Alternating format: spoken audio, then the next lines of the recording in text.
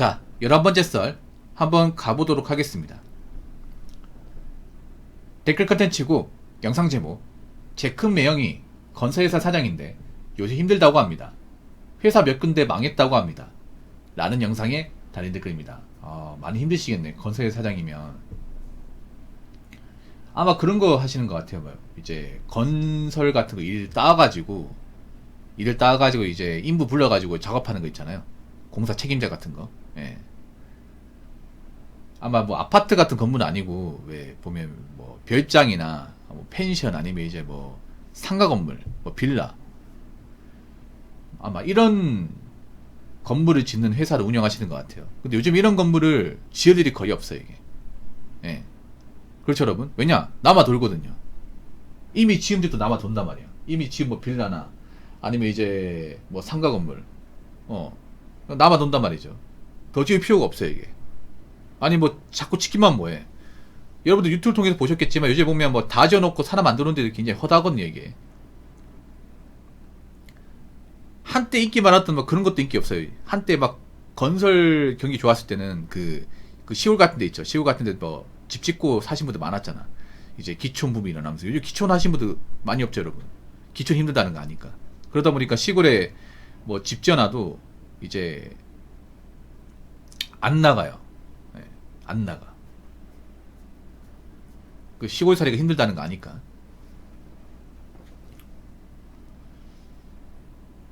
특히 건설 쪽은 좀 그 회사 운영하시는 분들이 빚이 많아요. 대출이 많습니다, 이게. 예. 왜냐하면 대출 받아서 집을 짓기 때문에 투자를 받아가지고. 예. 그래서 이제 일을 하고 나면 공상금 받아야 되는데 공상금 못 받는 경우도 많아요, 이게. 공상금 못 받으면 뭐 부도 나는 거죠, 이게. 망하는 거죠.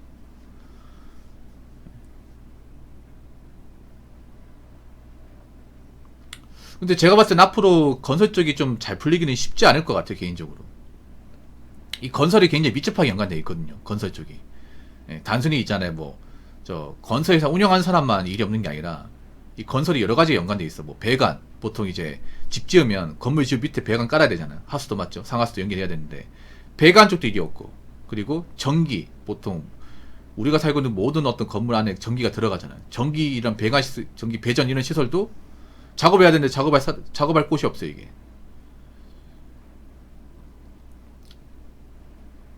그리고 포크레인도 일이 없어, 포크레인.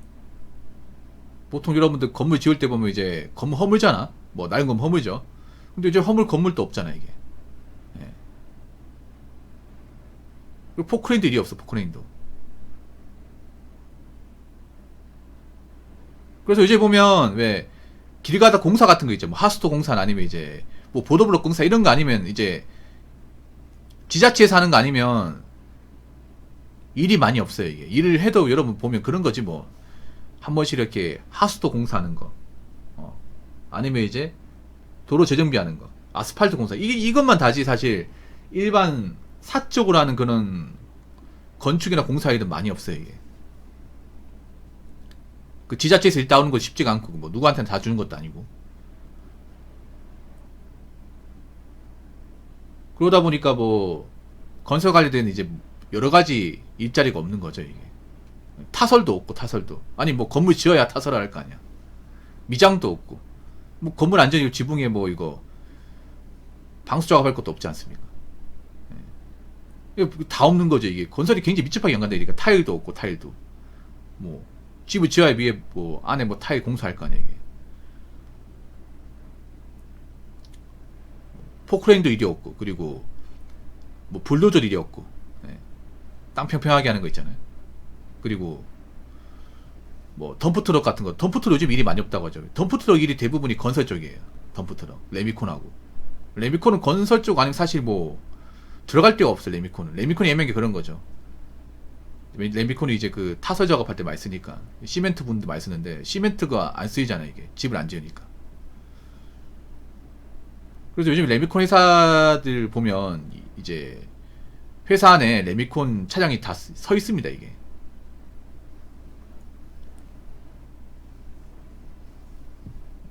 근데 그분들 문제가 뭐냐면 그 차가 엄청 비싸거든요. 그 레미콘 차랑 그 덤프트럭이 엄청 비싸요, 이게. 왜냐하면 그분이 다 할부로 샀단 말이에요, 할부로. 그러니까 일을 안 하면 문제 있어요 이게. 내 차는 모르겠지만 은행 차기 때문에, 은행 대출 받아서 샀기 때문에 그 매달 나가는 원금이자만 300이 넘을 거야 이게.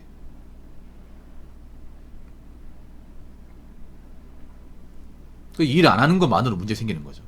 그러니까 일반 직장이면 일을 안 해도 되잖아. 일반 직장인. 근데 저런 개인 차량을 소유하시는 분들 일을 안 하면 안 돼요. 일을 안 하는 것만으로 굉장히 손해가 굉장히 누적이 돼요 이게. 예. 덤프트럭 2억이 넘거든요. 덤프트럭은. 그렇죠. 팔려고 해도 안 팔리죠 이게. 왜냐하면 일 없다는 거 아니까 이게.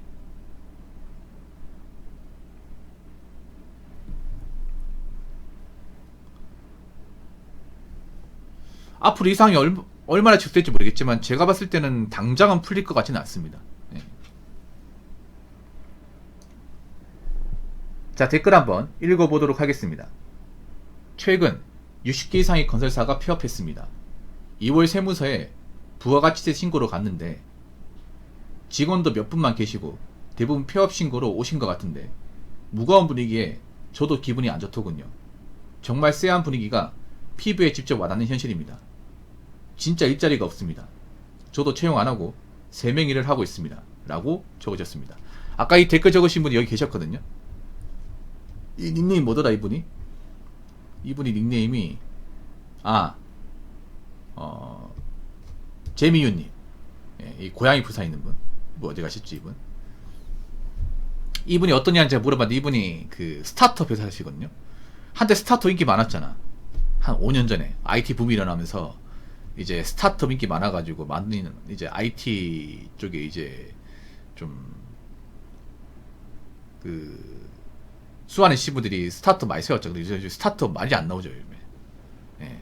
그 정부 지원도 많이 끊기고 스타트업 하면 뭐합니까? 대부분 정부 지원금 운영이 되는데 막상 이걸로 수익화 시킬 수 있는 거 많지 않단 말이야. 근데 요즘에는 뭐 지원까지 뚝뚝 끼다 보니까 뭐 산업 스타트업이 많이 없죠 이게.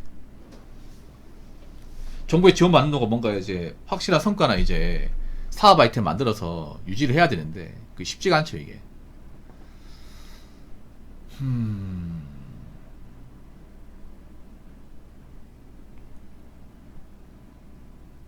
지금 짓는 아파트 사실 걱정이 돼. 지금 짓는 아파트도. 예.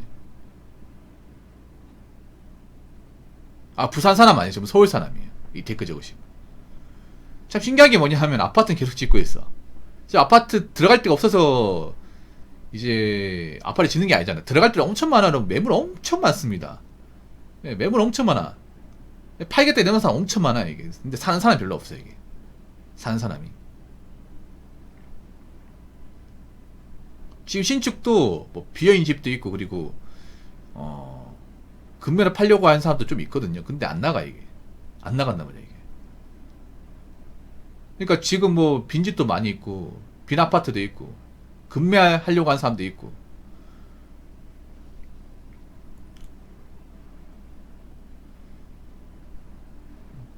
그 집이 없어가지고 안 들어간 게 집은 많은데 사람들이 뭔가 집을 무리하게 들을 만한 여력이 없죠 이게. 왜냐하면 사람들이 대출을 받아서 들어가야 되는데 대출은 어떻게 갚냐고 이게. 앞으로 직장은 어떻게 될지 모르는데 여기서 금리 올라가면 갚기 더 힘든데 어떻게 갚냐고요. 은행에서도 뭐 옛날처럼 집 산다고 대출을 많이 해주는 것도 아니고요. 은행도 요즘에 심사가 많이 까다로워지고 있습니다. 왜냐하면 은행이 왜 그러냐면 요즘에 집값을 못 감는 사람들 많기 때문에 주담대 해놓고 못 감는 사람들 많거든요. 혹시 은행 가보셨습니까? 119은행 가보셨어요? 낮에 가보면 굉장히 우울합니다 이게. 그러니까 은행 가면 세 군데거든요. 창구가 세 군데야. 보통 우리가 알고 있는 예적금 창구 맞죠? 예적금 창구. 그리고 두 번째는 뭐냐 하면 이제 공과금 내는 창구, 세금 내는 창구 있죠. 마지막 좌측편에 있는 게 뭐냐 하면 대출 창구예요.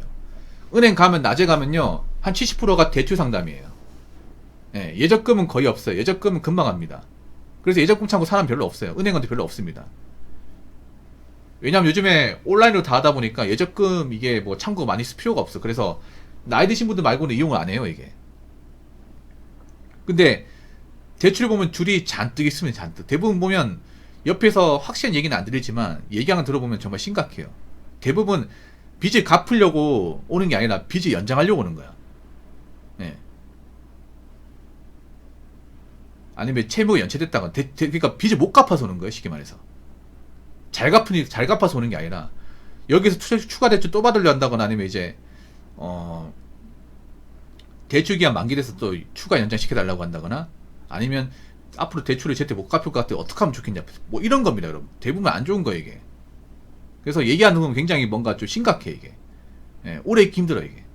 듣다 보면 그분도 또 오죽할까 이제 싶어서 왔겠지만 아마 그 상담하시는 지금부터 굉장히 고역일 겁니다 이게. 왜냐하면 돈을 받아내야 되는데 자꾸 이제 갚기 힘드는 얘기만 하다 보니까 맞잖아요.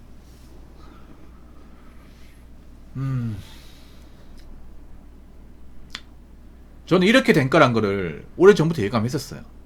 오래 전부터 사람들이 너무 대출을 우습게 생각한다고 좀 생각했기 때문에 우리나라 사람들이 보면 너무 대출에 대해서 너무 좀 둔감합니다. 둔감해.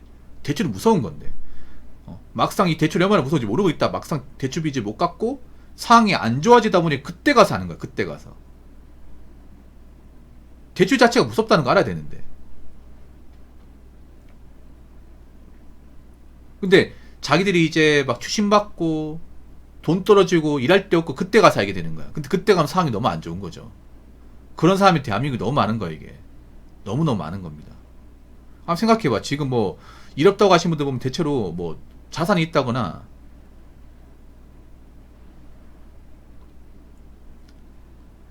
뭐 능력 있다 그런 사람도 거의 없어요 여러분. 뭐 나는 일 안 해도 몇 년 동안 놀 수 있어 이렇게 얘기하는 사람도 없습니다. 없어요. 당장 일을 해야 돼 대부분. 근데 일이 없어 이게. 그래서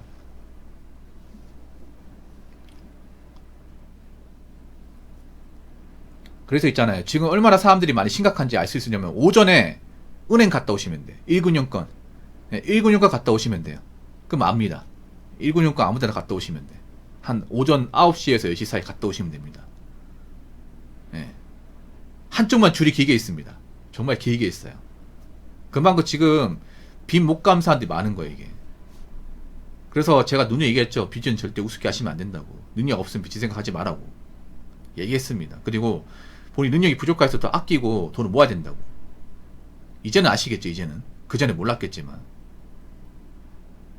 이제부터라도 좀 마음 다잡고 현실을 체감하시고 앞으로 더 안 좋아질 미래에 대해서 좀 준비하시고 대처하시기 바랄게요. 항상 일이 벌어지면 그때 가서 뭔가 움직이려고 하지 마시고요. 아시겠죠? 자, 이상으로 11번째 썰 마치도록 하겠습니다.